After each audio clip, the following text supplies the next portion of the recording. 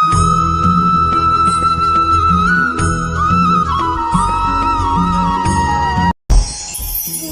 সকলে শক্তি অনুভব করতে চাই। এবার যদি আপনাকে জিজ্ঞেস করা হয় যে সবথেকে বেশি শক্তির অনুভব কোথা থেকে করা সম্ভব, তখন কেউ কেউ বলবেন পুষ্টিকর আহার গ্রহণ করলে, ব্যায়াম করলে, কেউ বলবেন ধন লাভ করলে, বন্ধুদের থেকে, পরিবারের থেকে, আদি ইত্যাদি। এইভাবে আপনি শক্তির অনুভব অবশ্যই করতে পারেন, কিন্তু সবথেকে বেশি শক্তির অনুভব যদি আপনি করতে চান তাহলে তা পাবেন শুধু একতার দ্বারা, সংগঠনের দ্বারা। যদি আপনাকে উদাহরণ দিই, নিজের এই হাতটাকে দেখুন, 5টা আঙুল রয়েছে।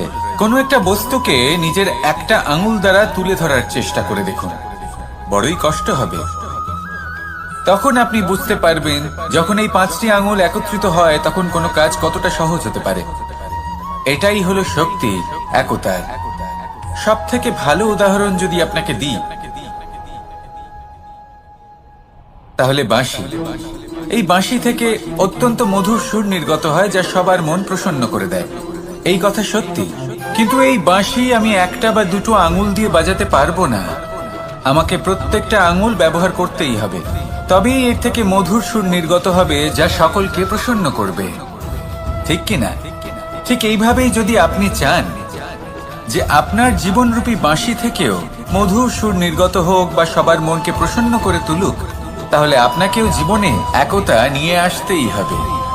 আপনি একাও কর্ম করতে পারেন, পথ চলতেও পারেন, সামনেও এগোতে পারেন, সাফল্যও লাভ করতে পারেন। কিন্তু যখন সকলে একসাথে এগোবেন, সেই পথে চলবেন, সেই কর্মই করবেন, তখন লক্ষ্যে অবশ্যই পৌঁছবেন, সাফল্য অবশ্যই লাভ করবেন। কিন্তু সেই সাফল্য এবং তার আনন্দর সংমিশ্রণটাই একটু অন্যরকম হবে। তাই জীবনে ঐক্যবদ্ধ হন, একসাথে মিলে এগোতে থাকুন, আর আমার সাথে ভালোবেসে বলুন রাধা রাধা। মানুষের জীবনে 2 ধরনের আবেগ থাকে যা চিরকাল তার সাথে বসবাস করে। প্রথম, স্বপ্ন। দ্বিতীয়, অজুহাত। মানুষ হাজার হাজার স্বপ্ন দেখতে পারে। আমাকে এই কাজ করতে হবে, আমাকে ওখানে ঘুরতে যেতে হবে, আমার জীবনে এই অসম্ভব কাজ বাস্তবায়িত করে দেখাতে হবে, আদি ইত্যাদি। এবার ঠিক যেমন স্বপ্ন দেখেন সেইভাবে অজুহাতও খুঁজে নিয়ে আসেন। আমি এই স্বপ্ন পূরণ করতে পারলাম না, কারণ আমাকে কেউ সাহায্যই করলো না, কারণ আমি দুর্বল হয়ে পড়েছিলাম, কারণ আমার কাছে সময়ই ছিল না, আদি ইত্যাদি। এবার সাফল্য এবং অসফলতার মাঝখানে এই ধরনের সংঘর্ষ হতে থাকে। সাফল্য তখন লাভ করা সম্ভব যখন আপনার স্বপ্ন আপনার অজুহাতের থেকে অনেক বড় হয়, আর অসফলতা তখন পাবেন যখন আপনার অজুহাত আপনার স্বপ্নের থেকে অনেক বড় হয়। আপনি যদি সাফল্য লাভ করতে চান তাহলে চেষ্টা করতে থাকুন, পরিশ্রম করুন। যদি অসফল হন তাহলে ভয়ভীত হওয়ার কোনো প্রয়োজন নেই। নিজের ভুল বুঝুন, তাকে শুধরে নিন, আবার চেষ্টা করুন। কিন্তু যদি নিজের জীবনে অজুহাত নিয়ে আসেন তখন স্বপ্ন কখনো পূরণ হবে না। আসুন আমার সাথে ভালোবেসে বলুন রাধা রাধা। আমার জীবনে পরিচয় হয়েছে অনেক ব্যক্তির সাথে, ভিন্ন ভিন্ন ধরনের মানুষ। এনাদের সাথে আলাপ হয়ে খুব ভালো লেগেছে, অনেক শিক্ষাও লাভ করেছি। আমি তাদের সাথেও আলাপ করেছি যারা অনেক উচ্চ স্তরে পৌঁছে গেছেন, আবার তাদের সাথেও যারা নিজেদের জীবনে বিশেষ কিছু করতে পারেননি। তাদের সাথেও পরিচয় হয়েছে যারা সফল, আবার তাদের সাথেও যারা অসফল। এবার এই সবই একই রকম মনে হয়। এদের মধ্যে পার্থক্য শুধুই মানসিকতার। যখনই কোনো অসফল ব্যক্তির সাথে পরিচয় হয়েছে তখনই দেখেছি তাদের কাছে সবসময় একটা অজুহাত রয়েছে যে কেন তারা সফল হতে পারেননি। কখনো তারা দোষ দিয়ে থাকেন তাদের ভাগ্যকে, তাদের পরিস্থিতিকে, দোষারোপ করতে থাকেন তাদের মাতা পিতাকে, আত্মীয়দের, বন্ধু বান্ধবদের। কোনো না কোনো অজুহাত সবসময় এদের কাছে থাকে যে কেন তারা সফল হতে পারেননি। সেখানেই যখন সফল ব্যক্তির সাথে পরিচয় হয় তাদের কাছে সবসময় একটা কারণ থাকে যে কিভাবে এই সমস্যাগুলির ঊর্ধ্বে উঠে সাফল্য লাভ করা যায়। আর সেই কারণ হলো যে যাই হয়ে যাক না কেন সাফল্য লাভ করতেই হবে। যতই সংঘর্ষ করতে হোক না কেন, যতই সমস্যা আসুক না কেন, সফল আমাদের হতেই হবে। এটাই পার্থক্য মানসিকতার। সত্যি কথা বলতে আপনার আজকের এই মানসিকতা হলো আপনার আগামী ভবিষ্যতের ইমারতের ভিত। এই মানসিকতা যতটা প্রবল হবে, যতটা শুভ হবে, আপনার ভবিষ্যৎ ততটাই বিশাল এবং সুন্দর হবে। তাহলে সমস্যার উপর নয়, সাফল্যের উপর মনোযোগ কেন্দ্রীভূত করুন, জীবনে এগোতে থাকুন, আর আমার সাথে ভালোবেসে বলুন, রাধা রাধা। অ দিয়ে অন্ত, আ দিয়ে আরম্ভ। এই দুইয়েরই রাশি সমান। যদি আপনি মন দিয়ে দেখেন তবে দেখবেন এদের সম্পর্ক খুবই নিবিড়। কিভাবে? যখন কোনো কিছু শুরু হয় এটা নিশ্চিত হয়ে যায় যে তা সমাপ্তও হবে। আরম্ভই যদি না হয় তা সমাপ্তও হবে না। যা আরম্ভ হয়েছে তার সমাপ্তি হলো অবশ্যম্ভাবী। এটাই হলো প্রকৃতির নিয়ম, একে এড়ানো যায় না। এবার এই কথা আমরা সকলে জানি। এবার মানুষ কি ভাবে যে সমাপ্তির পরে কি হতে পারে, এর উত্তর তাদের কাছে নেই। তাদের উচিত অন্য কোনো বিষয় ভাবা যা বেশি গুরুত্বপূর্ণ। এবার মানুষ এটা জানে না যে মৃত্যুর পরে কি হতে পারে, কিন্তু এই কথা অবশ্যই জানে যে জন্ম থেকে মৃত্যু পর্যন্ত এই সময়, যাকে আমরা জীবন বলে থাকি, এই সময় আমরা কর্ম করতে পারি। এই কথা তো আমরা জানি। তাহলে এমন কি কর্ম করা যেতে পারে যা আমাদের সমাপ্তির পরও আমাদের প্রাসঙ্গিক করে রাখতে পারে, এই বিষয়ে ভাবা উচিত। যে জন্মগ্রহণ করেছে তার মৃত্যু হবেই, এটা সাধারণ বিষয়। কিন্তু ইতিহাস আজও সেই সকল মানুষজনকে স্মরণ করেন যাদের এই সংসার তাদের মৃত্যু নয়, বরং তাদের জীবনকালে যে কর্ম তারা করেছেন তার দ্বারা মনে রাখেন। সেই কর্মের কারণে এই সংসারে তাদের নাম, তাদের কর্ম, তাদের ব্যক্তিত্ব, তাদের কীর্তি অমর হয়ে থাকে এবং থাকবে। আপনার কাছে এতটা সময় নেই যতটা আপনার মনে হচ্ছে আপনার কাছে আছে। সেই জন্য যত শীঘ্র সম্ভব শ্রেষ্ঠ কর্ম করুন, যতটা পারবেন ততটা অধিক সুকর্ম করুন। এই সংসারে নিজেকে অমর করে তুলুন আপনার মৃত্যুর পরেও, আর আমার সাথে ভালোবেসে বলুন, রাধা রাধা। দীপাবলি আমাদের সবথেকে বড় উৎসব। শ্রীরাম রাবণকে পরাস্ত করে 14 বছরের বনবাস কাটিয়ে আবার অযোধ্যায় ফিরে এলেন অমাবস্যার রাত্রে। অযোধ্যায় সবাই খুব প্রসন্ন ছিলেন, খুবই উৎসাহিত ছিলেন। অযোধ্যায় সহস্র প্রদীপ প্রজ্বলিত করা হয়েছিল এই উৎসবে। একে আমরা দীপাবলি বলে থাকি। এবার এই বিষয়ে আমরা সকলে জানি। আপনি কি এটা জানেন যে শ্রীরাম বাস্তবে অমাবস্যার এক রাত আগেই অযোধ্যায় পৌঁছে গেছিলেন? সবার সামনে অমাবস্যার রাতে এসেছিলেন। এর কারণ কি? শ্রীরাম প্রমাণ করতে চেয়েছিলেন যে যে কোনো সময়, দিন হোক বা রাত, শুভ বা অশুভ হয় না। শুভ অশুভ কিছু থাকলে তা হলো মানুষের চিন্তা, তার ভাবনা, তার নির্বাচন আর তার কর্ম। নিজেই দেখে নিন, শ্রীরাম শুভ কাজ করে ফিরেছিলেন এবং অমাবস্যার মতো গভীর এক রাত্রিকেও দীপাবলিতে পরিবর্তিত করেছিলেন। এমনটাই যদি আমরা করতে পারি, তাহলে এমন কোন গৃহে যান যেখানে অসহায় ব্যক্তি রয়েছেন, যা অন্ধকারাচ্ছন্ন, আর সেখানে প্রকাশ প্রজ্বলিত করুন। প্রকাশ সহায়তা, প্রেরণা, আশার। যদি এমন কিছু আমরা করতে পারি তাহলে তাকে প্রকৃত অর্থে দীপাবলি বলা যেতে পারে। তাহলে নিজের পরিবারের সাথে দীপাবলি পালন করুন। আপনাদের শুভেচ্ছা জানাই।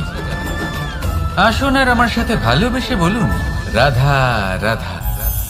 কোনো এক সময়ের কথা, একজন জেলের একটা ছোট্ট পুত্র ছিল। সে ভাবলো যে আমি আমার বাবার মতোই মাছ ধরব। তখন সে একটা লাঠি নিল, তাতে দড়ি বাঁধল, আর সেই দড়ির মুখে যে কাঁটা বিঁধে থাকে তাতে চারা ঝুলিয়ে জলে ফেললো আর বসে থাকলো। কিছু সময় পরে জলে একটি তরঙ্গ দেখা গেল। ও বুঝতে পারলো খুব বড় একটা মাছ ফাঁদে পড়েছে। ও ও বল প্রয়োগ করলো, সেটা টানার চেষ্টা করলো। মাছও বল প্রয়োগ করলো, আর শেষে যেটা হলো সেই দড়ি ছিঁড়ে গেল আর মাছ বেঁচে পালিয়ে গেল। দেখুন, ও অনেক চেষ্টা করলো কিন্তু অসফল হলো। কখনো অধিক বল প্রয়োগ করলো, আবার কখনো কম বল, কিন্তু কিছুতেই সফল হলো না। ও পঞ্চমবার প্রচেষ্টা করলো, না বেশি বল প্রয়োগ করলো না কম, ততটাই বল প্রয়োগ করলো যতটা পর্যাপ্ত, ঠিক ততটাই বল, যতটা বল সেই মাছ প্রয়োগ করলো। আর শেষ পর্যন্ত জীবনে প্রথমবার ও মাছ ধরতে সফল হলো। এবার এই কথার সারমর্ম কি? ভারসাম্য। এটাই হলো জীবনের সবথেকে বড় নিয়ম। আমাদের সবার জীবনে সমস্যা রয়েছে, কখনো মন দিয়ে ভেবে দেখবেন। জীবনে যদি কোনো ক্ষুদ্র সমস্যা বা ছোট সমস্যা থাকে আর সেটা সমাধান করার জন্য আপনি বেশি চেষ্টা করছেন, তাহলে তার দ্বারা সমাধান হয় না, বরং আরো বিপদ বেড়ে যায়। যখন কোনো বড় সমস্যা থাকে আর আপনি কম চেষ্টা করতে থাকেন, তখন সমাধান হয় না, তা চলতেই থাকে। শুধু এটাই হলো ব্যাপার।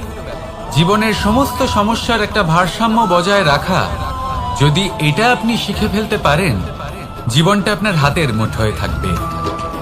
আসুন আমার সাথে ভালোবেসে বলুন, রাধা রাধা। আপনি কখনো কোনো বাজকে নিজের বাসা বানাতে দেখেছেন?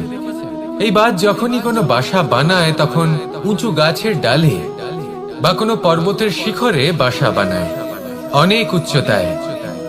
আর সেখানে তার সন্তানও জন্মগ্রহণ করে। যখন এই সন্তানেরা জন্মায়, তখন এই বাজ খুবই ভালোবেসে এবং খুব সাবধানে এদের পালন পোষণ করে। নিজের ঠোঁট দিয়ে তাদের ঠোঁটে খাবার পরিবেশন করে। কিন্তু যেই সেই সন্তানেরা হৃষ্টপুষ্ট হয়ে যায় এবং সেই কথা বাজ নিজে বুঝতে পেরে যায়, সেই বাজ নিজেই সেই বাসা ছিন্ন ভিন্ন করে দেয়। সেই সন্তান যাদের সবেমাত্র ডানা গজিয়েছে, কিভাবে উঠতে হয় তারা জানে না, সেই সন্তানগুলিকে উচ্চতা থেকে ঠেলে দেয়। সেই সন্তান প্রথমে ভয়ভীত হয়ে যায়। তারা সামনে মৃত্যুকে দেখতে পেয়ে ভয়ের কারণে তাদের ডানা ঝাপটাতে থাকে। আর সেই প্রক্রিয়াতেই সেই সন্তানগুলি উড়তে শুরু করে দেয়। এবার এই ঘটনায় আমরা কি শিক্ষা পেতে পারি? এটাই, যদি আপনি মাতা পিতা হন, তাহলে নিজের সন্তানকে অবশ্যই স্নেহ করুন, কিন্তু তাদেরকে নিজের আঁচলের তলায় বেঁধে রাখবেন না। যদি আপনি চান আপনার সন্তান জীবনে উন্নতি করুক, তাহলে নিজের মুঠো থেকে তাদের স্বতন্ত্র করে দিন। এই সংসারে সংঘর্ষ করতে দিন। সেই সন্তান নিজেই বুঝতে পারবে যে জন্মের সময় পাওয়া ডানা কি করে ব্যবহার করতে হয়। আর আপনার চোখের সামনে আপনার সন্তান এই আকাশে উড়তে থাকবে। তাহলে আসুন আমার সাথে ভালোবেসে বলুন, রাধা রাধা। কখনো কোনো চাতককে দেখেছেন? একটা চাতক বর্ষার জন্য অপেক্ষা করে। সেই বর্ষার জলে নিজের তৃষ্ণা নিবারণ করে, নয়তো সারা বছর তৃষ্ণার্ত থেকে যায়। ও আকাশের দিকে তাকিয়ে থাকে আর অপেক্ষা করে যে কবে বর্ষা হবে আর কবে আমি আমার তৃষ্ণা নিবারণ করব। সেখানে অন্যদিকে একটি কাক বা একটা পায়রা, এরা কি করে? যেখানে জল পায় পান করে নেয়, যেখানে খাবার পায় খেয়ে নেয়, আত্মীয় স্বজন বন্ধু বান্ধব যাকেই পায় তার সাথে সময় কাটায়, খাবার খায় আর চলে যায়। এবার এদের মধ্যে মিল কোথায় আর পার্থক্য কোথায়? দুজনের কাছেই ডানা রয়েছে, দুজনেই উড়তে পারে। এই আকাশ হলো ওদের, খাবারের দানা ওদের। পার্থক্য হলো তাদের অভিলাষায়, পার্থক্য হলো তাদের আকাঙ্ক্ষায়, পার্থক্য জীবন যাপনের ধরনের। এবার যত বেশি আকাঙ্ক্ষা থাকবে, যত দামি জীবন যাপন করার ইচ্ছে থাকবে, তত বেশি কষ্ট আপনাকে সহ্য করতে হবে। আবার অন্যদিকে জীবন যত সরল হবে, জীবন যাপন যত সরল হবে, সমস্যা ততটাই কম হবে। তাই সবসময় চেষ্টা করবেন আপনার মানসিকতা এবং আপনার জীবন যেন সরল হয়। ভালোবাসতে থাকুন। যদি কেউ আপনাকে ভালোবাসে, তাকেও আপনি ভালোবাসা ফিরিয়ে দিন। তাদের সাথে কথা বলুন, কিছু তাদের কথা শুনুন, কিছু নিজের কথা বলুন। দেখবেন সকল তাপ উত্তাপ দূর হয়ে গেছে। এটাই তো হলো জীবনের সারমর্ম। তাই প্রেমে থাকুন, ভালোবাসুন, আর ভালোবেসে আমার সাথে বলুন, রাধা রাধা। একবার একজন সাধক ওনার শিষ্যদের একটা কাজ দিলেন। একটা দুর্লভ জড়িবুটি নিয়ে আসতে বললেন। এতটাও কঠিন কাজ সেটা ছিল না, কারণ সকল শিষ্য জানতেন যে এই দুর্লভ জড়িবুটি কোথায় পাওয়া যায়। পর্বতের শিখরে। কঠিন কাজ কোনটা? সেখানে পৌঁছনোর সেই পথ যা ছিল কাঁটায় জর্জরিত, পাথরে পরিপূর্ণ, যেখানে পিছলে পড়ার আশঙ্কা রয়েছে এবং গভীর ক্ষত পেতে পারে সবাই। এবার বেশ কয়েকজন শিষ্য গেলেন, তার মধ্যে কয়েকজনই সেই জড়িবুটি নিয়ে আসতে পারলেন। কারণটা কি ছিল? কিছু শিষ্যের মনোযোগ ছিল শুধুমাত্র লক্ষ্যের দিকে, অর্থাৎ পর্বতের সেই শিখরে। কিছু শিষ্যের মনোযোগ ছিল পথের এই সংকটগুলির ওপর। কিছুজন নিজের সমস্ত মনোযোগ, সমস্ত শক্তি কেন্দ্রীভূত করলেন শুধুমাত্র লক্ষ্যের দিকে। বাকিরা মনোনিবেশ করলেন এই সংকটের থেকে নিজেকে বাঁচাতে। কিন্তু যাদের মনোযোগ শুধু লক্ষ্যের দিকে ছিল, শুধু তারাই জড়িবুটি নিয়ে আসতে পারলেন। কারণ কি ছিল? একটা সহজ ব্যাপার যা আমাদের বুঝতে হবে। আমরা যদি লক্ষ্যে পৌঁছতে চাই, তাহলে বিপদের সম্মুখীন তো আমাদের হতেই হবে, আর কোনো বিকল্প নেই। যন্ত্রণাও হবে, পায়ে কাঁটাও হয়তো ফুটতে পারে, হয়তো পড়েও যেতে পারেন, হয়তো রক্তপাতও হতে পারে। কিন্তু তার সাথেই সাফল্য অর্জনের যে আনন্দ, সেটাও পাওয়া যায়। সেই জন্য নিজের মনোযোগ সবসময় লক্ষ্যের দিকে রাখুন, পথের সেই বিপদগুলির দিকে নয়। সত্যি কথা বলতে এই বিপদ, এটা কিছুক্ষণের, আজ আছে কাল নাও থাকতে পারে। কিন্তু যদি লক্ষ্যকে প্রাপ্ত করতে পারেন, তাহলে তার আনন্দ আপনার সাথে সারা জীবন রয়ে যাবে। তাহলে লক্ষ্য প্রাপ্ত করুন আর আমার সাথে ভালোবেসে বলুন, রাধা রাধা। এই সংসারে সবাই বলেন, আমি অর্জুনের মতো হয়ে উঠতে চাই। সবাই চায় যে তারাও যেন অর্জুনের মতো গান্ডীব লাভ করে। তারাও চায় যে তাদেরকেও মহাদেব এসে পশুপতি অস্ত্র দান করবেন। তারাও এটাই চায় মহাভারতের মতো মহাসংগ্রামে বিজয়ী হতে। কিন্তু সবাই ভুলে যান যে অর্জুন যা হতে পেরেছিলেন, সবকিছুই অর্জন করেছিলেন। যদি আপনিও অর্জুনের মতো গান্ডীব লাভ করতে চান, তবে আপনাকেও তার মতোই শ্রেষ্ঠ কাঠ নির্বাচন করতে হবে। সেই কর্ম আপনাকেই করতে হবে। তার প্রত্যঞ্চা যাতে তীব্র হয়, তার জন্য আপনাকে সর্বশ্রেষ্ঠ দড়ি খুঁজে বের করতে হবে। আপনার বাণ যাতে ঘাতক হয়, সেই জন্য আপনাকে নতুন নতুন ধাতু খুঁজে বের করতে হবে। সেই শিক্ষা আপনাকে লাভ করতে হবে, তবেই আপনার ইচ্ছে পূর্ণ হবে। অর্জুন হওয়া বড়ই সরল, যদি আপনি কিভাবে অর্জন করতে হয় তা জানেন। শুধুমাত্র স্বপ্ন দেখেন যারা, তারা কখনোই অর্জন করতে পারবেন না। কিন্তু যদি কেউ অজ্ঞাতবাস ভোগ করতে পারে, যদি কেউ লাক্ষাগৃহ থেকে পালিয়ে বাঁচতে পারে, যদি কেউ কঠোর তপস্যা করতে পারে, প্রতীক্ষা করতে পারে এবং পরিশ্রম করতে পারে, তাহলে সে অর্জুন অবশ্যই হয়ে উঠবে। যদি আপনি অর্জুন হয়ে উঠতে চান, তাহলে কর্ম করতে শিখুন আর আমার সাথে ভালোবেসে বলুন, রাধা রাধা। বিগত দিনের কিছু কথা মনে পড়ে গেল। এক অদ্ভুত ঘটনা যা অমূল্য শিক্ষা দিয়ে যেতে পারে। বিষয় হলো যক্ষের সাথে যুধিষ্ঠিরের কথোপকথন। একবার যক্ষ যুধিষ্ঠিরকে জিজ্ঞেস করলেন, ওনাকে বললেন যে, আমার কিছু প্রশ্নের উত্তর যদি আপনি দিতে পারেন, তাহলে আমি আপনার বাকি ভ্রাতাগণকে আবার জীবিত করে তুলব। সেগুলোর মধ্যে খুব গুরুত্বপূর্ণ আর কঠিন একটা প্রশ্ন ছিল, এই সংসারের সব থেকে শ্রেষ্ঠ আশ্চর্য কোনটি? এই প্রশ্ন আমি আপনাকে জিজ্ঞেস করছি। এবার কেউ বলবেন স্বর্ণ দ্বারা নির্মিত লঙ্কা, এটি হলো সংসারের সব থেকে বড় আশ্চর্য। কেউ বলবেন বরফে ঢাকা সেই পর্বত যা আকাশ স্পর্শ করে। কেউ বলবেন সেই সমুদ্র যার গভীরতা মাপা অসম্ভব ব্যাপার। কেউ বলবেন সেই বায়ু যা আমরা দেখতে পাই না, কিন্তু তা আমাদের জীবন দান করে। সংসারের সব থেকে বড় আশ্চর্য কি, সেই প্রশ্নের উত্তর যুধিষ্ঠির দিয়েছিলেন, আর তা ছিল শ্রেষ্ঠ উত্তর এবং উচিত। উনি বলেছিলেন যে সংসারে প্রতিদিন কোনো ব্যক্তি জন্ম চেষ্টা করুন যাতে আপনি যে কাজ করছেন তার দ্বারা যেন অন্যের মঙ্গল হয়।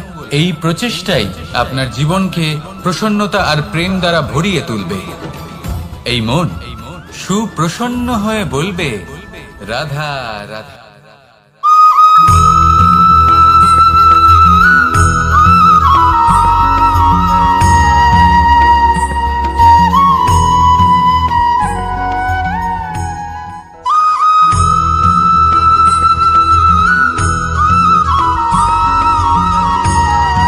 অন্ধকারাচ্ছন্ন রাত্রি যদি এসে থাকে তাহলে আলোকিত প্রকাশ নিয়ে সূর্যও অবশ্যই আসে। রোগ যদি এসে থাকে তাহলে তার ওষুধও অবশ্যই আসে। সমস্যা যদি আসে তাহলে সেই সমস্যার সমাধানও নিজে থেকেই আমাদের কাছে চলেই আসে। এই সংসার, এই জীবনের শুধুমাত্র একটাই নিয়ম আছে, আর তা হলো এটাই, এই সংসার হলো একটা চক্রের মতো। এতে শাশ্বত বলে কিছু নেই, নিত্য বলে কিছু নেই, আর যা কিছুই রয়েছে সব বদলাতে চলেছে। যদি আপনার জীবনে দুঃখ থাকে, সমস্যা থাকে, যদি আপনি বিপদ দ্বারা আচ্ছন্ন, তাহলে মনে রাখবেন সবকিছু বদলে যেতে চলেছে। দুঃখের সময় কাঁদবেন না, মনকে আরো দুঃখী করে তুলবেন না, কারণ এখানে যা কিছুই এসেছে তা যাওয়ার জন্যই এসেছে। তাহলে এত চিন্তা কিসের? আনন্দ সহকারে জীবন যাপন করুন আর আমার সাথে ভালোবেসে বলুন, রাধা রাধা। যদি কোনো সিংহ বানরের মতো গাছে চড়তে চেষ্টা করে তাহলে কি হবে? একটা মাছ যদি মাটিতে হাঁটতে চেষ্টা করে তাহলে কি হবে? তারা বিফলই হবে। কিন্তু এরকম কেন হয়? তার কারণ হলো প্রকৃতির রচনা কিছুটা এরকম। এখানে প্রত্যেকটি ব্যক্তিকে, প্রত্যেকটি প্রাণীকে আলাদা আলাদা গুণের অধিকারী করা হয়েছে এবং সকলকে একটা সীমাও প্রদান করা হয়েছে। এবার এই যে বৃক্ষ, পশু, পাখি, এদের মধ্যে সেই ক্ষমতাই নেই যে এরা নিজেদের যাচাই করতে পারবে, নিজেদের সীমাগুলো বুঝতে পারবে, নিজেদের সদ্গুণগুলো চিনতে পারবে। এরা সেটা করতে পারবে না। কিন্তু মানুষ তো আলাদা। মানুষের কাছে সেই বিশেষ শক্তি আছে যে তারা পূর্ণরূপে নিজেদের যাচাই করতে পারবে, নিজেকে পূর্ণরূপে বুঝতে পারবে, নিজের দোষ, নিজের অপগুণ, নিজের সদ্গুণ, নিজেদের সীমাগুলো তারা বুঝতে পারবে। আর এটা অত্যন্ত গুরুত্বপূর্ণ। কথায় আছে যে যদি সাফল্য লাভ করতে হয় তাহলে নিজেকে যাচাই করে নিতে হবে। তাই নিজেকে যাচাই করুন, নিজের সাথে পরিচিত হয়ে যান এবং জীবনে কর্ম করতে থাকুন। সাফল্যের শিখরে অবশ্যই পৌঁছে যাবেন। আর ওখানে যদি যান তাহলে এই মন প্রসন্ন হয়ে অবশ্যই বলবে, রাধা রাধা। বনের মধ্যে যদি আপনি কোনো বিষাক্ত সাপ দেখেন তাহলে কি করবেন? আপনি তখনই তার থেকে দূরে পালাতে চেষ্টা করবেন। আর এটা কেন করবেন? নিজের রক্ষার্থে। এই কথা আমি নয় মেনে নিলাম, কিন্তু নিজের জীবনে এটা করেন না কেন? আপনি যেখানেই যান, যে স্থানেই যান না কেন, প্রত্যেক সময়, প্রত্যেক মুহূর্তে এমন বিষাক্ত সাপ আপনি অবশ্যই খুঁজে পাবেন। আর সেই সাপ নয় যাদের আপনি বনে খুঁজে পাবেন, এরা হলো সেই সাপ যা আপনাকে পাপ করতে বাধ্য করবে। আপনার অন্তরের বাসনা, ক্রোধ, অহংকার, লোভ, ঈর্ষা এদের বৃদ্ধি ঘটাবে। দেখুন, বনের এই সাপ আপনাকে একবার ছেড়ে দিতেও পারে, ছোবল নাও মারতে পারে, কিন্তু এই যে পাপরূপী সাপ আছে তা অবশ্যই ছোবল মারবে। কর্ম যদি করেন তাহলে অবশ্যই ফল পাবেন। সেই জন্য যখনই কোথাও যাবেন, যদি এমন কাউকে দেখেন, যদি এমন কিছু দেখেন যে আপনাকে পাপ করতে বাধ্য করছে, তাহলে সেই মুহূর্তে সেখান থেকে পালিয়ে যান। যেমন বনের সাপ দেখে আপনি পালাতে থাকেন। সৎকর্মের রক্ষা অত্যন্ত আবশ্যক। আসুন আর আমার সাথে ভালোবেসে বলুন, রাধা রাধা। মনুষ্য জীবনের সব থেকে বেশি গুরুত্বপূর্ণ বিষয় হলো মনের একাগ্রতা। এই সংসারের যে কটি মহান কার্য সম্পাদন হয়েছে তা হলো মনের এই একাগ্রতার একমাত্র ফল। আপনি অবশ্যই দেখে থাকবেন, অনেক ছোট বড় নদী যা বয়ে চলে তাদের সামনে একটা বাঁধ নির্মাণ করা হয় সেই সব নদীর জল সঞ্চয় করতে। বাঁধ হয়ে গেলে প্রয়োজন মতো বা মনের ইচ্ছে মতো তাকে ব্যবহার করা সম্ভব। এবার এটাই আমাদের মনের সাথেও সম্ভব। আমাদের মনের একাগ্রতা আজকের দিনে দাঁড়িয়ে বিভিন্ন ধরনের বিকার, ক্রীড়া এবং ভোগের মধ্যে ভাগ হয়ে গেছে। একে একত্রিত করতে হবে, একটা বাঁধ নির্মাণ করতে হবে, কর্মের বাঁধ। আপনাকে শুধু এটাই করতে হবে, যেটা উচিত কর্ম সেটাই করুন, যেটা অনুচিত কর্ম সেটা করা থেকে নিজেকে বিরত রাখুন। ব্যাস, এই কাজটাই আপনি করতে থাকুন, মনের মধ্যে একাগ্রতার বাঁধ নির্মাণ করুন। আর একবার যদি তা নির্মাণ হয়ে যায়, তাহলে যখন চাইবেন, যেখানে চাইবেন, যতটা চাইবেন একাগ্রতা প্রয়োগ করতে পারবেন।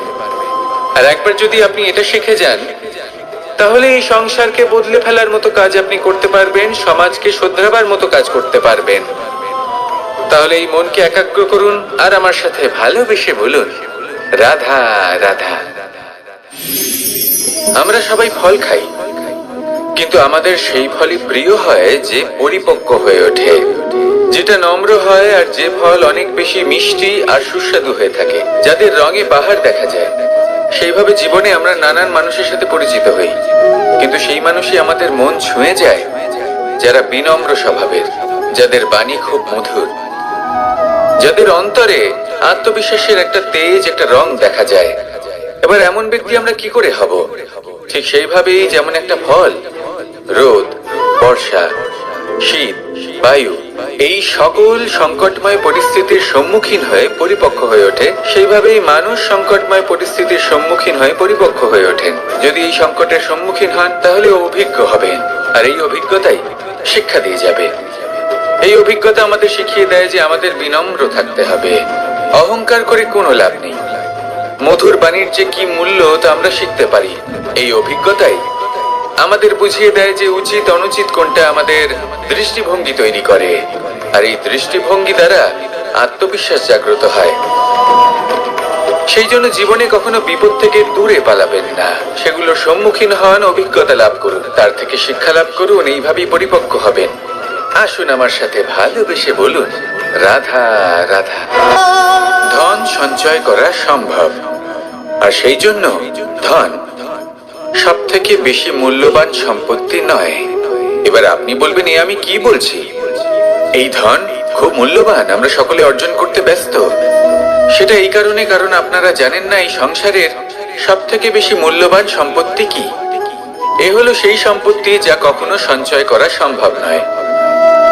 আপনার কাছে যতই ধন থাকুক, তা দিয়ে আপনি স্বাস্থ্য লাভ করতে পারেন, বাড়ি কিনতে পারেন, আদি ইত্যাদি, কিন্তু আপনি যতই ধনী হন না কেন, ফেলে আসা দিনের একটা মুহূর্ত আপনি লাভ করতে পারবেন না। এই একটা মুহূর্ত, এই সময়, এটাই হলো সংসারের সব থেকে মূল্যবান সম্পত্তি। একবার চলে গেলে তা কখনোই ফিরে আসে না। আর এই মুহূর্ত যতই চলে যাক না কেন, আমরা স্মৃতির মাধ্যমে সেগুলি যাপন করতে পারি, তার আনন্দ উপভোগ করতে পারি। আর যার সাথে আমরা সময় অতিবাহিত করেছি, তার স্মৃতিতে আমরা চিরকাল জীবিত থাকতে পারি। সেই জন্য সময় সব থেকে মূল্যবান সম্পত্তি, তাকে এইভাবে নষ্ট করবেন না। প্রত্যেকটা মুহূর্ত উপভোগ করুন, আনন্দ করুন, আর ভালোবেসে বলুন, রাধা রাধা। কনক, কি সুন্দর একটা শব্দ। এর অনেকগুলো রূপ রয়েছে, অনেকগুলো অর্থ রয়েছে।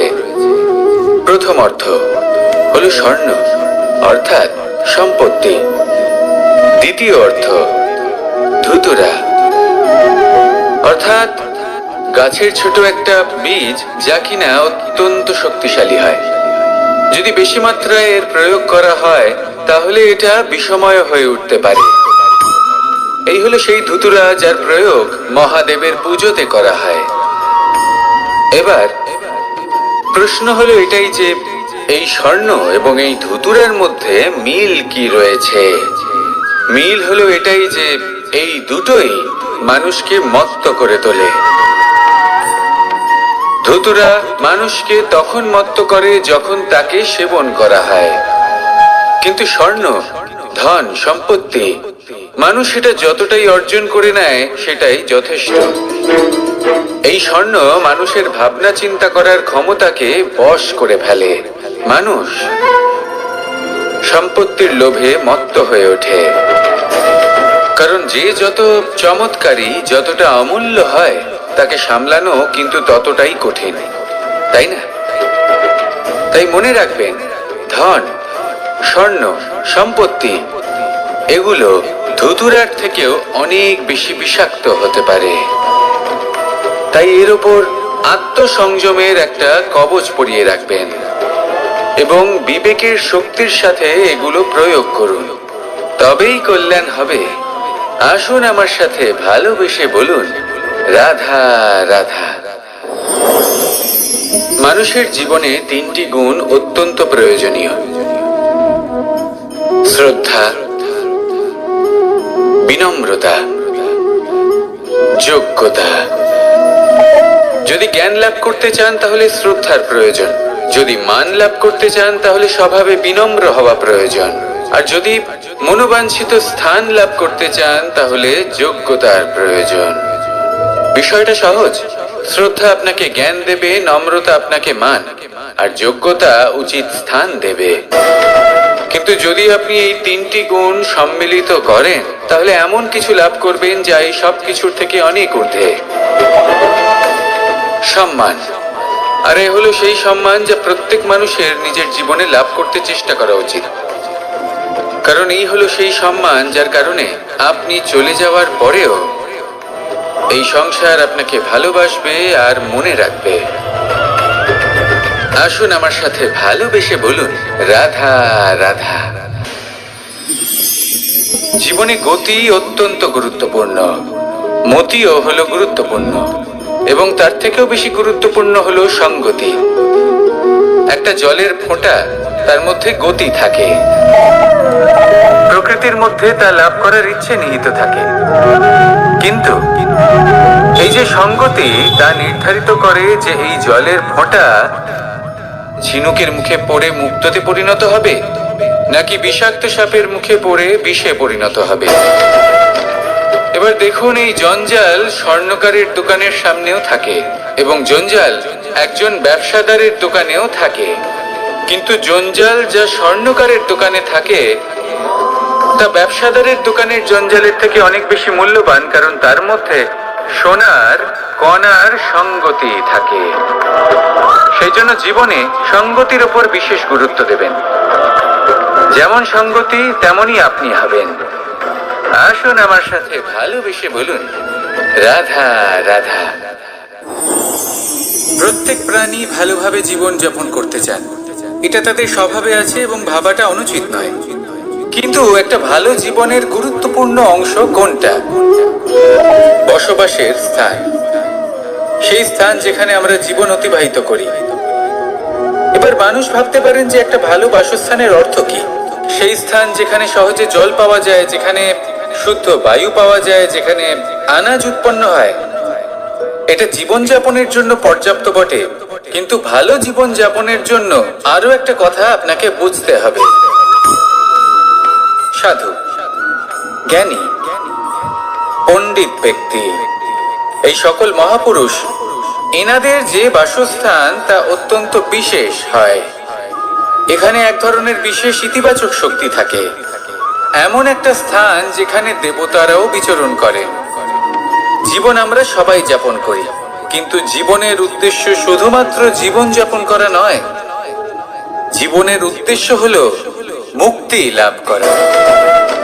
আর এই সকল সাধু, জ্ঞানী, পণ্ডিত ব্যক্তি, এই সকল মহাপুরুষ আপনাকে মুক্তির পথে নিয়ে যেতে পারেন, কারণ এরা হলেন সেই মহাপুরুষ যারা নিজেদের অন্তরের বিকার, অহংকার, ক্রোধ, বিদ্বেষ এই সকল দোষগুলিকে ত্যাগ করেছেন, এদের উপর বিজয় লাভ করেছেন।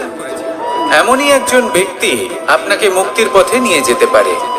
প্রয়োজন হলো শুধুই এনাদের চিনতে পারা, এদের কথা বুঝতে পারা এবং এদের দেখানো পথে চলা।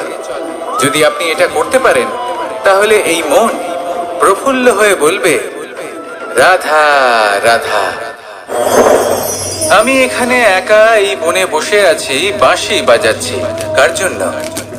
কে আছেন এখানে? কেউ নেই।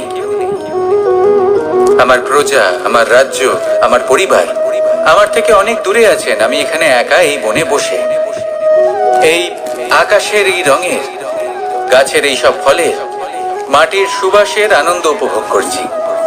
কেন? আমি হলাম দ্বারকাধীশ। এমন কি রাজকীয় বা ভৌতিক সুখ রয়েছে যা আমি ওখানে পেতে পারি না? সবকিছুই পেতে পারি, তাও এখানে বনে একা বসে আছি। কোন সুখ খুঁজে চলেছি? একা থাকার সুখ। আমরা প্রত্যেকদিন অনেক মানুষের সাথে, চিন্তাধারার সাথে, কর্মের সাথে, পরিস্থিতির সাথে, সুখ দুঃখের দ্বারা বেষ্টিত থাকি। জীবনের এই চক্রে আমরা জড়িয়ে পড়তে থাকি। যতই আমরা এই সমস্যার সমাধান করি, আমরা ততই এতে জড়িয়ে পড়ি। আমরা এতটাই জড়িয়ে পড়ি যে যখন আমরা আয়নায় নিজেদের দেখি, তখন আমরা নিজেদের চিনতেই পারি না। এমন মনে হয় যেন আমরা নিজেদের হারিয়ে ফেলেছি। সেই জন্য প্রত্যেক দিন আপনি কিছু সময় নিজের সাথে কাটান একান্তে। এটা অত্যন্ত আবশ্যক। নিজের অস্তিত্বের গভীরে গিয়ে দেখতে শিখুন, নিজেকে বুঝুন। অদ্ভুত শান্তির অনুভূতি হবে। যেমন এই বায়ু, এই বৃক্ষ, এই পুষ্প, এই নিসর্গ, এদের মতো আপনিও কখনো একলা হতে শিখুন। কখনো নিসর্গের একটা অংশ হয়ে দেখুন। এই মন প্রসন্ন হয়ে বলবে, রাধা রাধা। ওমা, এ কি? আমি কখন থেকে এখানে অপেক্ষা করছি, হাত পেতে দাঁড়িয়ে রয়েছি যাতে একটা ফল আমার হাতে এসে পড়ে এবং সেটা আমি খেতে পারি। কখন থেকে অপেক্ষা করছি, কিন্তু সেটা হচ্ছেই না। এবার আপনি বলবেন যে এসব কি বলছি, এ কি অদ্ভুত কথা বলছি। যদি ফল খেতে হয় তাহলে আমাকে বৃক্ষে চড়তে হবে, ফলের কাছে পৌঁছতে হবে, তবেই তো ফল পাবো। এবারে এটা অত্যন্ত সহজ ব্যাপার, কিন্তু এই বিষয়টা আপনি নিজের জীবনের প্রসঙ্গে ভেবে দেখুন। লক্ষ্য কোথায় আছে আপনি জানেন, সেই লক্ষ্যে পৌঁছানোর পথ কি সেটাও আপনি জানেন, সেই পথে চলার ক্ষমতাও আপনার রয়েছে, কিন্তু তাও আপনি নিজের লক্ষ্য লাভ করতে পারছেন না। কেন? কারণ আপনি অপেক্ষা করছেন যে লক্ষ্য আপনার সামনে চলে আসবে, কিন্তু তা হয় না। লক্ষ্য সে যাই হোক না কেন, ধন হোক, প্রেম হোক, কোনো সম্মান হোক বা মোক্ষ হোক, যদি আপনি তার দিকে অগ্রসর না হন তাহলে ফল প্রাপ্তি অসম্ভব ব্যাপার, তা কোনোদিনই হবে না। সেই জন্য আপনার চোখের সামনে আপনি যদি নিজের লক্ষ্যকে দেখতে পান, তাহলে উঠুন এবং সেই দিকে অগ্রসর হতে শুরু করুন। নিজের অন্তরের সকল অশুভ গুণ দূর করুন, অলসতা ত্যাগ করুন, অজ্ঞানতা ত্যাগ করে দিন এবং চলতে থাকুন। অবশ্যই মনোবাঞ্ছিত ফল লাভ করতে পারবেন। মনে রাখবেন, চলতে থাকলে তবেই লক্ষ্য প্রাপ্তি হবে। অপেক্ষার দ্বারা শুধুমাত্র মৃত্যু লাভ হবে। আসুন আমার সাথে ভালোবেসে বলুন, রাধা রাধা। আমি দ্বারকাধীশ এবং আমার সভাতে বিভিন্ন সময় বিভিন্ন ধরনের মানুষ আসেন, নিজেদের দাবি নিয়ে, নিজেদের ইচ্ছে নিয়ে। কখনো কেউ ভোজন চান, আবার কখনো কেউ ওষুধ, কখনো কেউ বস্তু চান, কেউ আবার চান বস্ত্র। কারোর জ্ঞান চাই, কারোর ধন চাই, আবার কারোর বাসস্থান। অনেক সময় আমি এই অনুরোধ, এই ইচ্ছে পূর্ণ করি না। এবার আপনি এটা ভাবতেই পারেন যে কৃষ্ণ তো তাহলে লোভী, ওর কাছে তো সবকিছুই রয়েছে, তারপরেও সে নিজের প্রজার ইচ্ছে পূর্ণ করে না, তাদের সমস্যাগুলি বুঝতে পারে না, তাদের সুখ স্বাচ্ছন্দ্য প্রদান করে না। আসল সত্য হলো এটাই যে কোনো সবল ব্যক্তি, যে কোনো গৃহস্থ ব্যক্তি যে কাজ করতে সক্ষম, তার পরিশ্রম দ্বারাই নিজের প্রয়োজনগুলি এবং ইচ্ছেগুলি পূরণ করা উচিত। এটা অত্যন্ত প্রয়োজনীয়, আর এগুলো তিনি করতে পারেন শিল্প, ব্যবসা, আচরণ অথবা জ্ঞানের ভিত্তিতে। এই পথে চলতে হবে, পরিশ্রম করতে হবে, তবেই সে কিছু অর্জন করতে পারবে। এবার এমন কোনো ব্যক্তি যার এই সব কিছুতে কোনো রুচি নেই, যে কিছুই করতে চায় না, সে কিছুই অর্জন করতে পারবে না। এবার এরকম কোনো ব্যক্তিকে যদি আমি কোনো বস্তু প্রদান করি, তাহলে কি হবে? সে পরাধীন হয়ে যাবে, আর সেটা উচিত হবে না। তাহলে কি করা উচিত? তাকে পথ দেখানো। তাকে বোঝাতে হবে যে কোন পথে চলে তুমি নিজের লক্ষ্য প্রাপ্ত করতে পারবে। শিল্প, জ্ঞান, আচরণ এবং ব্যবসা এই পথে কিভাবে চলে সেটা শেখাতে হবে। আর আমি সেটাই করি। তার ফলে কি হয়? ব্যক্তি স্বাধীন হয়ে যায়। সংসারে সে যা চাইবে তাই প্রাপ্ত করতে পারবে। কখনো কারোর থেকে কিছু চাইবার প্রয়োজন পড়বেই না। এই কথাটা সবসময় মনে রাখবেন। যখনই দান করবেন তা ভাবনা চিন্তা করে এমন ভাবে দান করবেন যাতে সামনের ব্যক্তি স্বাধীন হতে পারে, পরাধীন নয়। আসুন আমার সাথে ভালোবেসে বলুন, রাধা রাধা করতে শিখুন। পাণ্ডব। পাণ্ডবরা বন থেকে এসেছিলেন। ওনাদের কাছে না কোনো ধন ছিল, না কোনো সম্পদ, না বিদ্যা। নিজের পরিশ্রমের দ্বারা ওনারা বিদ্যা অর্জন করেছিলেন, আর তার দ্বারাই সম্পদ অর্জন করলেন আর ধনও অর্জন করলেন। এই পাণ্ডব ছিলেন অত্যন্ত কুশল এবং শক্তিশালী। যুধিষ্ঠির নিজের পরিশ্রম দ্বারা এমন জ্ঞান অর্জন করেছিলেন যে এই সংসার ওনাকে ধর্মরাজ যুধিষ্ঠির অভিহিত করেছিল।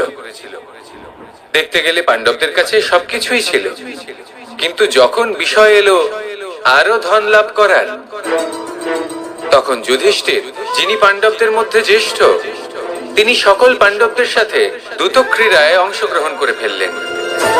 এর ফলে না শুধু ধনলক্ষ্মী, ধর্মলক্ষ্মী, বিবেক লক্ষ্মীকেও হারালেন, আর শুধু তাই নয়, নিজের গৃহলক্ষ্মী দ্রৌপদীকেও হারিয়ে ফেললেন। এর কারণ কি? ভুলে গেলেন খুব সহজ একটা কথা।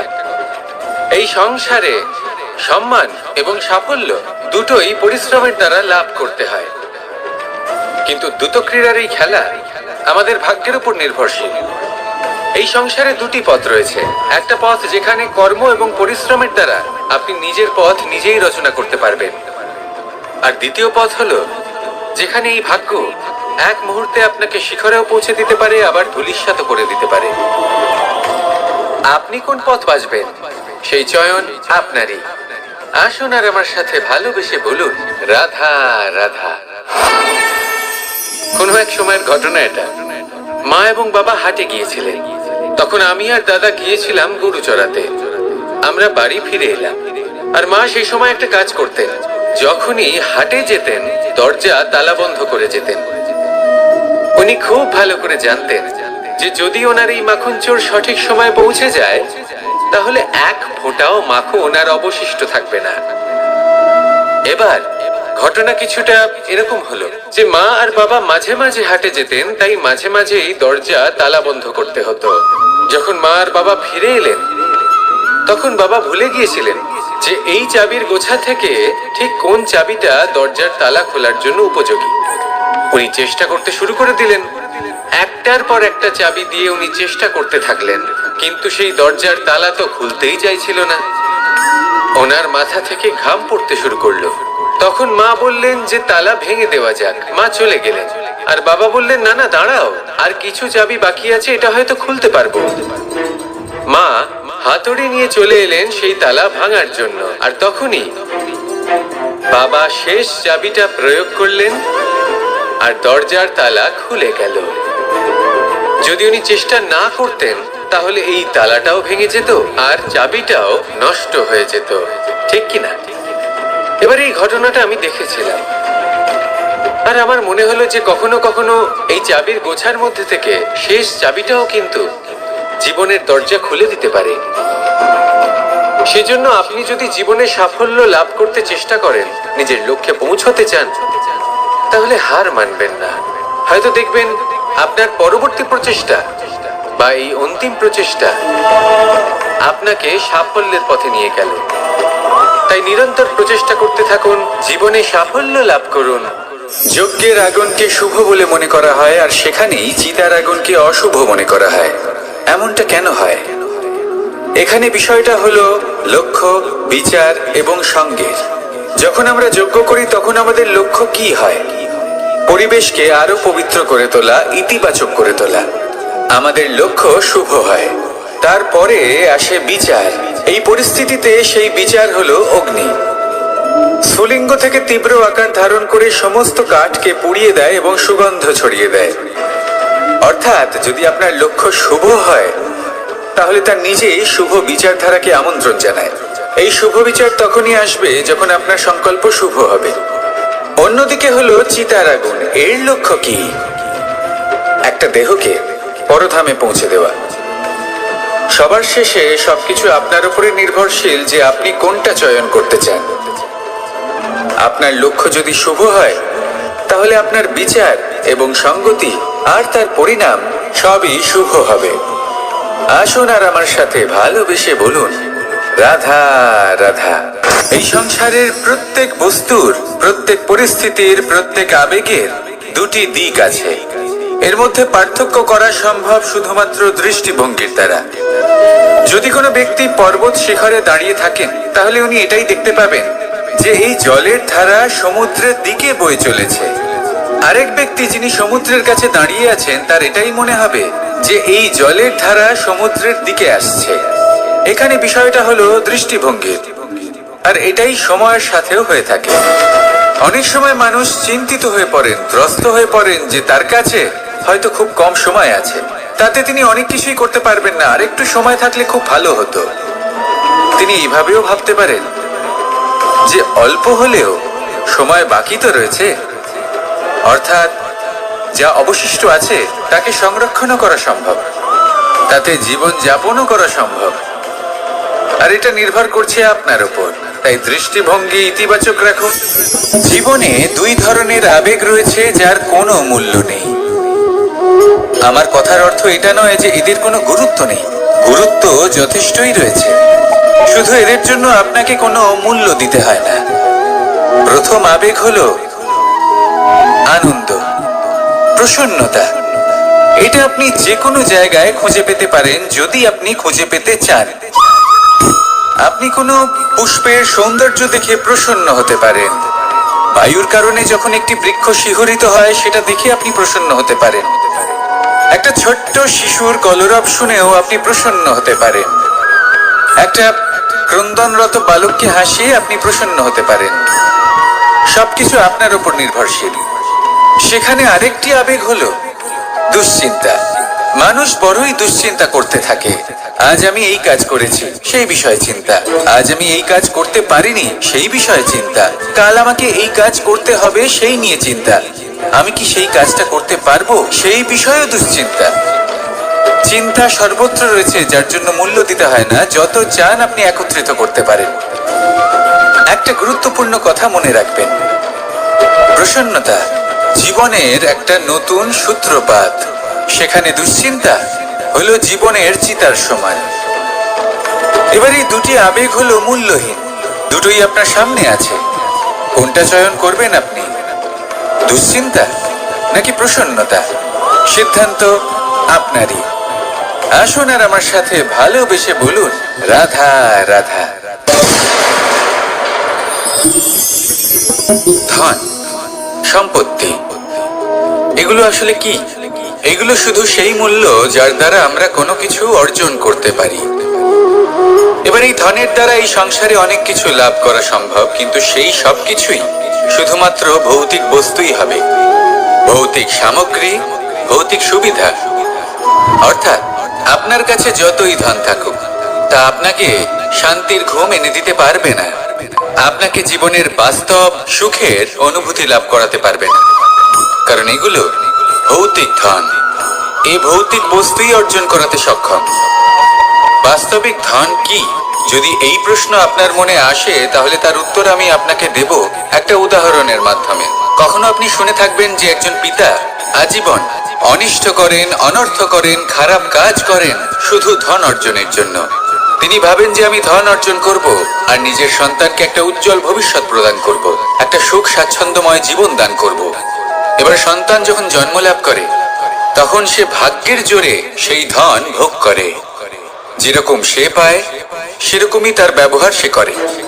কখনো আপনি এটাও দেখে থাকবেন যে সেই সন্তান সমস্ত ধন নষ্ট করে ফেলে, আর সেই পিতা যিনি সমস্ত ধন সঞ্চয় করেছেন যিনি সেই ধনের প্রভু আজ সেই ধনের প্রহরী হয়ে রয়েছেন। এবার এরকম কেন হয়? এরকম তখনই হয় যখন সেই পিতা বুঝতেই পারেন না যে তার জীবনের আসল ধন কি। সেই আসল ধন তার সন্তানকে সে দিতেই পারে না। যদি পিতা তার সন্তানকে কর্মের জ্ঞান দিতে পারেন, উচিত কোনটা অনুচিত কোনটা সেই শিক্ষা দিতে পারেন, সংস্কারের প্রকৃত শিক্ষা দিতে পারেন, তবে সেটা ধনের থেকে অনেক বেশি গুরুত্বপূর্ণ। এটাই হলো জীবনের বাস্তব ধন। আপনি সেই কথা তো অবশ্যই শুনে থাকবেন, কুসন্তান হলে ধন সঞ্চয় করে কি হবে, সুসন্তান হলে ধন সঞ্চয় করে কি হবে। সন্তান যদি কুপুত্র হয় তাহলে সব নষ্ট করে ফেলবে, আর সন্তান যদি সুপুত্র হয় তাহলে ধন থাকুক না থাকুক সে নিজেই কর্মের পথে অগ্রসর হয়ে ধন অর্জন করবে আর নিজের জন্য এক উজ্জ্বল ভবিষ্যৎ করে তুলবে। তাই সন্তানকে সম্পদ দেওয়ার আগে কর্মের জ্ঞান দান করুন, সুশিক্ষা দিন, কারণ এটাই হলো জীবনের প্রকৃত ধন। আসুন আর আমার সাথে ভালোবেসে বলুন, রাধা রাধা। একবার একটা শেয়াল বনে বিচরণ করছিল। ও একটা ছোট্ট শাবক দেখতে পেল। ও ভাবলো, আজ একেই আমি খাবার হিসেবে গ্রহণ করব। আশেপাশে দেখলো কেউ দেখছে না তো, কেউ ছিল না, আর সেই শাবকের উপর আক্রমণ করলো, যা হলো একটা ঘোর অপরাধ। বনের নিয়ম অনুসারে আপনি কখনোই শাবকের উপর আক্রমণ করতে পারেন না। তারপর এই খবরটা যখন রাজা সিংহ জানতে পারলেন, সভার আয়োজন করলেন। কিন্তু সেখানে শেয়াল বলল, আমি তো এরকম কিছু করিনি। কিন্তু যদি আপনি এরকম বলেন, কোনো প্রমাণ দিন, এর কোনো সাক্ষী আছে? তখন রাজা সিংহ পেঁচাকে ডেকে পাঠালেন, যে সেই মুহূর্তে বৃক্ষের শাখার উপর বসেছিল। সে সব কিছু দেখেছিল। পেঁচা সব সত্যি কথা বলল, আর শেয়ালকে মৃত্যুদণ্ড দেয়া হলো। এবার এই কাহিনী আমি আপনাকে কেন শোনালাম? কারণ মানুষও কখনো কখনো এরকম কর্ম করেন যা শিয়াল করেছে। এটা ভাবেন কেউ দেখছে না যখন আমি অনুচিত কর্ম করতেই পারি। কিন্তু না, আপনি যাই করুন না কেন, কেউ না কেউ অবশ্যই তা দেখছে। কোনো ব্যক্তি না হলেও কোনো প্রাণী, না হলে কোনো যক্ষ বা দেব বা প্রেত। যদি এনারা কেউ না দেখেন, তাহলে ধরিত্রী মাতা দেখেন, যেখানে দাঁড়িয়ে আপনি সেই কর্ম করছেন, তাই না? তাই একটা কথা সবসময় মনে রাখবেন, কে দেখছেন কে দেখছেন না সেই বিষয়ে ভাবা ছেড়ে দিন। এটা খুব সহজ কথা। আপনি যদি উচিত কর্ম করেন, উচিত ফল পাবেন। যদি অনুচিত কর্ম করেন, তাহলে আপনি অনুচিত ফল অবশ্যই পাবেন। সেই জন্য উচিত পথে চলতে থাকুন, উচিত কর্ম করতে থাকুন, আর আমার সাথে ভালোবেসে বলুন, রাধা রাধা। আমরা সবাই জীবনে নিজের জন্য সবচেয়ে ভালোটাই চাই, সবচেয়ে ভালো সুবিধা পেতে চাই, সবচেয়ে বেশি সম্মান পেতে চাই। কিন্তু সবার পক্ষে এই সব পাওয়া কি সম্ভব? হ্যাঁ, নিশ্চয়ই। শুধু একমাত্র বাধা সময়। আমাদের জীবনের কোনো স্থায়িত্ব নেই। তাই যদি সময়ের সদ্ব্যবহার করেন, তাহলে একটু সুবিধে হতে পারে। এবারে দেখুন, যাদের সবসময় স্বপ্ন দেখতে ভালো লাগে, তার জন্য রাত্রি কম পড়ে যায়। আর যারা স্বপ্ন পূরণ করতে চান, তাদের জন্য দিন কম পড়ে যায়। যারা সম্মান পেতে চান, তাদের জন্য সব সময় পরোপকার কম পড়ে যায়। আর যারা জ্ঞান অর্জন করতে চান, তাদের জন্য মনোসংযোগ। জীবনে যদি নিজের লক্ষ্যে পৌঁছতে চান, তবে সময়ের বিভাজন আপনাকে ঠিক করতেই হবে। মনে রাখবেন, রাধা রাধা। লোকে বলে জীবনে মেলামেশা করা অত্যন্ত আবশ্যক। এতে সম্পর্কের আধারও হয়, আবার ব্যবসাও চলে। কিন্তু সবচেয়ে বেশি গুরুত্বপূর্ণ হলো ব্যবহার। তাই এই বিষয়ে ভাবুন, আপনার জীবনে কে আপনার সাথে মেলামেশা করবে তা নিশ্চিত করে সময়। আপনি আপনার জীবনে কার সাথে মেলামেশা করবেন তা নিশ্চিত করবে আপনার হৃদয়। আপনি যাদের সাথে মিশছেন, তাদের হৃদয়ে আপনি কতক্ষণ থাকবেন তা নিশ্চিত করবে আপনার ব্যবহার। নিজের ব্যবহার ভালো রাখুন, সব ভালোই হবে। রাধা রাধা। এই ফুল দেখতে পাচ্ছেন আপনি? এটা সেই ফুল যার জীবন এই ডালে শুরু হয়েছিল। দর্শকদের চোখে প্রশংসা দেখল সে। মধুর লোভে মৌমাছিরা এলো, আর তারপর ডাল থেকে ভেঙে নিচে পড়ে গেল সে। কেন? নিয়তি এরকম কেন করল? ভাবুন। কারণ এই ডালেই ভুল হয়ে থাকাটা, এই ভুলের জীবনের লক্ষ্য কখনোই ছিল না। এবার এই ভুল হয় দেবতাদের সজ্জায় ব্যবহৃত হবে, নয় কোনো কন্যার গয়নায় গাঁথা হবে, আর নয় কারোর প্রেম প্রদর্শনের মাধ্যম হবে। দেখুন, জীবনে নিজের লক্ষ্যে পৌঁছতে হলে যাত্রাকে ভয় পেলে চলবে না। নিজের অস্তিত্ব তৈরি করতে হলে তাদের ছায়া থেকে আপনাদের দূরে যেতেই হবে যারা আপনাকে অস্তিত্ব প্রদান করেছেন। এটাই জীবনের নিরন্তর সত্য। রাধা রাধা। আমাদের সকলের জীবনে কখনো না কখনো পাথর দ্বারা আঘাত লাগেই, আর এই সংসারও আমাদের ওপরে কখনো না কখনো পাথর বর্ষণ করে। কখনো আমাদের খারাপ ভেবে, আর কখনো আমাদের অসফল ভেবে, কখনো আমাদের বুদ্ধিহীন ভেবে। কারণ অনেক আছে, কিন্তু এই পাথর দ্বারা আমরা আঘাত পাবো কি পাবো না তা সম্পূর্ণ আমাদের হাতে। হয় আপনি এই পাথরের আঘাত পেয়ে চোখের জলে ডুবে থাকতে পারেন, আর নয়তো যদি আপনি চান তাহলে এই পাথর দিয়ে সেতু বানিয়ে সকল সমস্যার সাগর অতিক্রম করতে পারেন। সিদ্ধান্ত আপনার। এই পাথর, এ হলো প্রতীক আমাদের নিন্দার, আমাদের আলোচনার। যে এই আলোচনা নাকারাত্মক ভাবে দেখবে সে শুধুমাত্র কষ্টই পাবে, আর যে এই আলোচনাকে নিজের বিকাশের আধার বানাবে সেই সাফল্যের চূড়ায় পৌঁছবে। তাই মনে রাখবেন, আলোচনা আপনার শত্রু নয়, আপনার সবচেয়ে বড় মিত্র। রাধা রাধা। মিষ্টি জল সবার পছন্দ, কিন্তু নোনতা জল কেউ পছন্দ করে না। এইবার ভাবার বিষয় হলো মুক্ত, যা সমুদ্রের গহ্বরেই তৈরি হয়। নোনতা জলের মধ্যে থেকেই প্রতি মুহূর্তে অন্য প্রাণীদের থেকে বেঁচে নিজের অস্তিত্বকে বাজি রেখে ঝিনুক মুক্ত প্রদান করে থাকে। কখনো ভেবেছেন কেন? কারণ সংকটের সম্মুখীন না হয়ে, চরম পরিস্থিতির সাথে না জড়িয়ে আপনার কখনোই সুখ প্রাপ্তি হবে না। তাই নির্ভীক হয়ে সংকটের সম্মুখীন হন, আর আমার সাথে ভালোবেসে বলুন রাধা রাধা। আমরা সকলেই সময়ের গুরুত্ব বুঝি। সময় আমাদের তৈরি করে, আর সময়ই আমাদের নষ্ট করে দেয়। কখনো ভালো সময় আসে, আর কখনো ভীষণ খারাপ সময় আসে। তবে আশ্চর্যের বিষয় এটাই যে সব জেনেও আমরা সময় নষ্ট করি। মনে রাখবেন, সময় শুধু বয়ে যায়, কখনো ফিরে আসে না। তাই ভালো সময় আসার অপেক্ষায় সময় নষ্ট করবেন না। যাই করবেন আজ, এক্ষুনি, এই মুহূর্তে শুরু করুন। তা সেটা কাউকে আনন্দ দেওয়াই হোক, বা নিজেকে বদলানোর চেষ্টা করা হোক, যাই হোক না কেন, বিলম্ব করবেন না। কারণ সময় শুধুমাত্র তাকেই সঙ্গ দেয় যে সর্বদা সময়কে সম্মান করে। রাধা রাধা। কথায় আছে সবকিছু সীমা থাকে। মুশকিলের, কষ্টের, সংকটের, অন্ধকারের, যার কোনো সীমা নেই তা হলো কেবলমাত্র কঠোর পরিশ্রমে।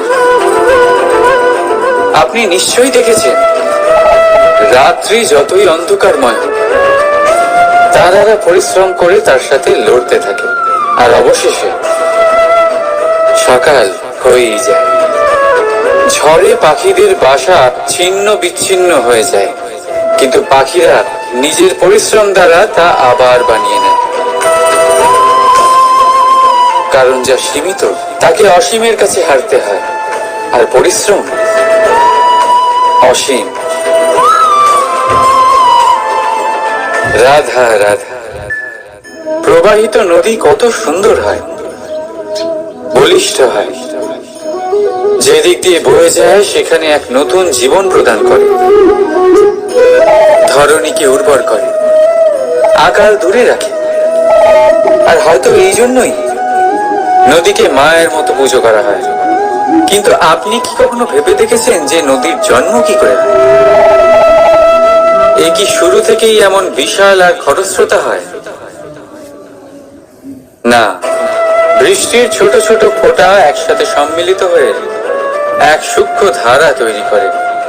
আর সেই ধারাগুলি পর্বতের বরফ কেটে তাদেরকে গলিয়ে জলপ্রপাত হয়ে ঝরে পড়ে পাথরের সাথে ধাক্কা খেয়ে তারপরেই সে নদী হয়ে ওঠে। ঠিক সেইভাবেই এত সহজে কেউ মহান হয়ে ওঠে না। ছোট ছোট চেষ্টা মিলে এক বিশাল ব্যক্তিত্ব তৈরি করে। তাই জীবনে সর্বদাই চেষ্টা করতে থাকুন। অস্তিত্ব নিজে থেকেই প্রকাশ পাবে। রাধা রাধা। কখনো কখনো আমরা নিজের মা বাবার ওপর কতটা রেগে যাই, মনে করি ওনাদের মন আমাদের দিকেই নেই। আমরা ভাবি ওনাদের কাছে আমাদের কোনো অস্তিত্বই নেই, আর তাই আমরা রেগে যাই। কিন্তু আপনি কি কখনো এমন অনুভব করেছেন যে আমাদের চোখ দিয়ে আমরা আমাদের নাক কখনো দেখতেই পাই না? কারণ তা চোখের ভীষণই কাছে থাকে, দুই চোখের মাঝখানে। কিন্তু যখন কেউ মুখে আঘাত করে, হাত সর্বপ্রথম নাককেই সুরক্ষিত করার চেষ্টা করে। মাতা পিতাও অনেকটা এরকমই হয়। আপনার ভালোর জন্য, আপনার সুরক্ষার জন্য তারা সবসময় তৈরি। তাই তাদের প্রেমকে কখনো সন্দেহ করবেন না। আবশ্যক নয় তাদের প্রেম আপনি সবসময় স্পষ্টভাবে দেখতে পাবেন, কারণ এই এক এমন প্রেম যা সর্বদাই আপনার সাথে ঢাল হয়ে আপনার রক্ষা করতে থাকবে। রাধা রাধা। বাবুল গাছ কত বিশাল আকার হয়, পিপুল গাছও বিশাল আকার হয়। কিন্তু আপনি কি কখনো ভেবে দেখেছেন যে কেন বাবুল গাছ কেটে তা ব্যবহার করা হয়, আর কেনই বা পিপুল গাছকে পুজো করা হয়? এই জন্যই, কারণ পিপুল গাছ তার নিচে বসে থাকা পথিককে ছায়া প্রদান করে, নিজের ডালে অসংখ্য পাখিদের আশ্রয় দিয়ে থাকে। কাউকে কাঁটা ফুটিয়ে দূরে সরায় না, বরং তাকে শীতল ছায়া দিয়ে তার ক্লান্তি দূর করে। এই সংসারে যদি আপনি সম্মান পেতে চান, তবে পিপুল গাছের মতোই হতে হবে। কিছু দিতে শিখুন, আনন্দ, সুখ, শীতলতা দান করতে শিখুন। আর কাঁটার মতন কাউকে কখনো কষ্ট দেবেন না। সম্মান স্বয়ং হেঁটে আপনার কাছে আসবে। আর মন প্রসন্ন হয়ে বলবে, রাধা রাধা। শক্তি অর্জন করা এতটা কঠিন নয় যতটা শক্তি লাভ করার পরে সেই শক্তি সামলানো কঠিন হয়। কারণ যেই মানুষ শক্তি লাভ করে তার মনে গর্ববোধ জন্মায়, জন্মায় অহংকার, জন্মায় জেদ। তাই শক্তি প্রাপ্ত করার সাথে বিনম্র থাকাও অত্যন্ত আবশ্যক। আর এটা আমাদের শেখা উচিত বৃক্ষের থেকে।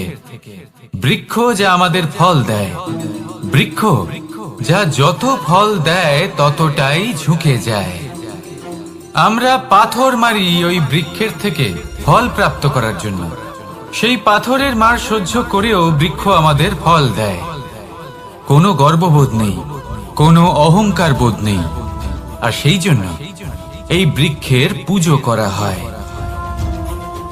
এটাই হলো মাহাত্ম্য শক্তির সাথে বিনম্রতা।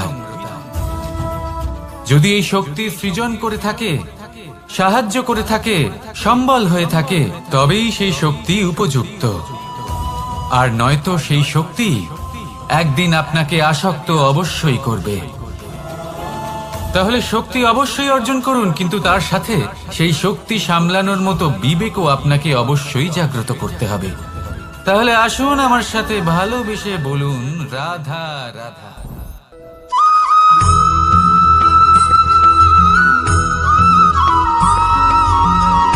কথায় আছে অন্ধকারে প্রদীপ প্রজ্বলিত করলে চতুর্দিক আলোকিত হয়, কিন্তু যদি এই প্রদীপ আমি সূর্যের আলোর সম্মুখে সকালবেলায় প্রজ্বলিত করে রেখে দিই, তাহলে কি হবে?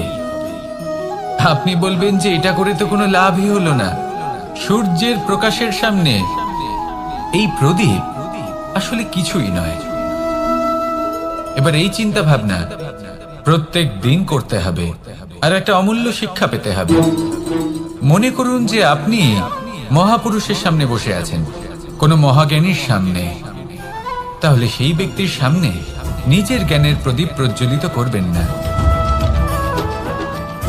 নীরব থাকুন, আর সেই ব্যক্তির সূর্যের প্রকাশের মতো জ্ঞান প্রাপ্ত করুন। যতটা পারবেন জ্ঞান লাভ করুন। যদি এমন কোনো সময় এমন কোনো স্থানে আপনি আছেন যেখানে চতুর্দিক অন্ধকার, কারোর কাছেই জ্ঞান নেই, সেখানে নিজের জ্ঞানের প্রদীপ প্রজ্বলিত করুন। এমন করলে দুদিক থেকেই আপনার লাভ হবে। আপনার জ্ঞান প্রাপ্তিও হবে, আর জ্ঞানের সঠিক প্রয়োগও করতে পারবেন। আর এই মন প্রসন্ন হয়ে বলবে, রাধা রাধা।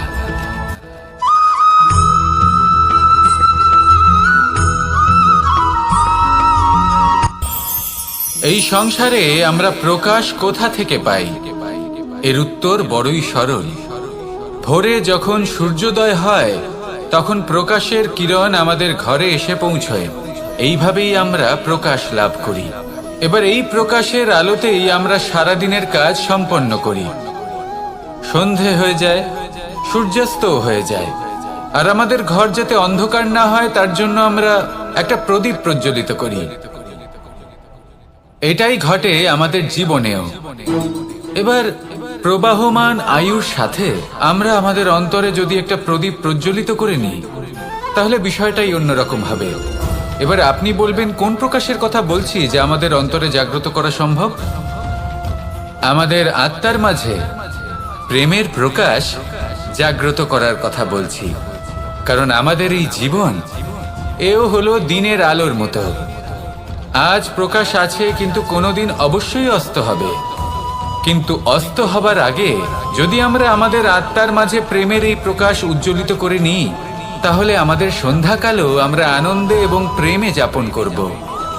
তাহলে আসুন আর আমার সাথে ভালোবেসে বলুন, রাধা রাধা।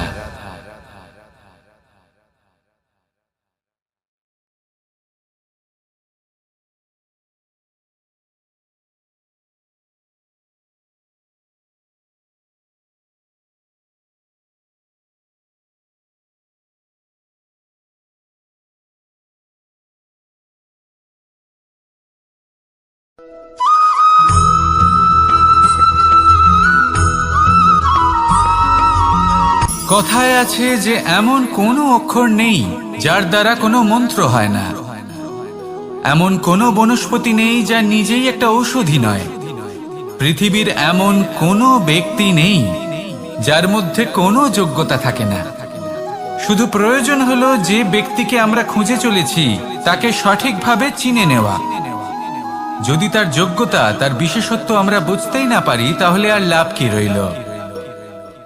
এই সংসারে এমন অনেক ব্যক্তি রয়েছেন যারা ছোট ছোট অসফলতার কারণে আপনাকে এটা বলে দেবে যে আপনি কোনো কাজের নন, আপনি হলেন মূর্খ, আপনি কিছুই করতে পারবেন না।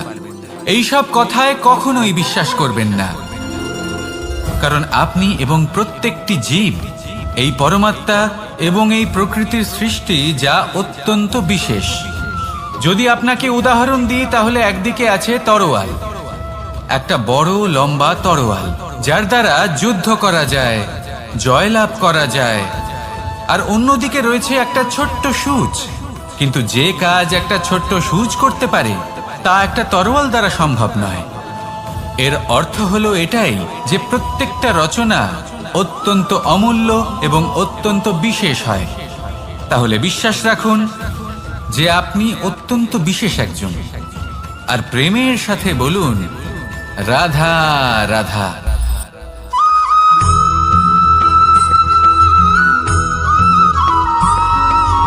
জীবনে যখন কোনো ব্যক্তি নিজের লক্ষ্য প্রাপ্তির জন্য নিরন্তর পরিশ্রম করতে থাকেন, চেষ্টা করতে থাকেন তখন তিনি কষ্ট অনুভব করেন, কখনো শারীরিক কষ্ট, কখনো মানসিক কষ্ট। এবার উনি এটা ভাবতে থাকেন যে আমি কি উচিত করছি নাকি অনুচিত করছি। কারণ অন্যদিকে এমন একজন ব্যক্তিও আছেন যিনি একদমই পরিশ্রম চেষ্টা করছেন না। তিনি মদিরা পান করেন, বিলাসিতায় জীবন কাটান, অলস প্রকৃতির হয়ে ওঠেন, নিদ্রাতে বিলীন হয়ে থাকেন আর ভাবেন যে তিনি সুখ লাভ করছেন। কিন্তু এরকম কেন হয়? কারণ যখন আমরা সৎ পথে থাকি, উচিত পথে চলি, লক্ষ্য প্রাপ্ত করার জন্য চেষ্টা করতে থাকি, তখন আমাদের ভেতরে থাকা নেতিবাচক শক্তি এবং পাপ এই দেহকে ত্যাগ করে দেয়। আর এই অনুভূতিটাই আমাদের দুঃখের অনুভূতি দেয়, কষ্ট দেয়। এবার সেখানে যদি আমরা কুপথে চলি, অনুচিত পথে চলতে থাকি, তাহলে আমাদের ভেতরে থাকা পুণ্য এবং ধনাত্মক শক্তি আমাদের দেহ ত্যাগ করে দেয়। আর এই অনুভূতির কারণেই আমরা সুখ অনুভব করি। কিন্তু কখনো ভাববেন যে এই সুখ বেশি সময় পর্যন্ত থাকে না। সেই জন্য সবসময় মনে রাখবেন, যদি আপনি জানেন যে এটাই আপনার লক্ষ্য, এটাই উচিত পথ, শুভ পথ, তাতে নিরন্তরভাবে এগিয়ে যেতে চেষ্টা করতে থাকুন। এই কষ্ট আপনাকে সুখের পরাকাষ্ঠায় কখন পৌঁছে দেবে তা আপনি জানতেই পারবেন না। আসুন আমার সাথে ভালোবেসে বলুন, রাধা রাধা।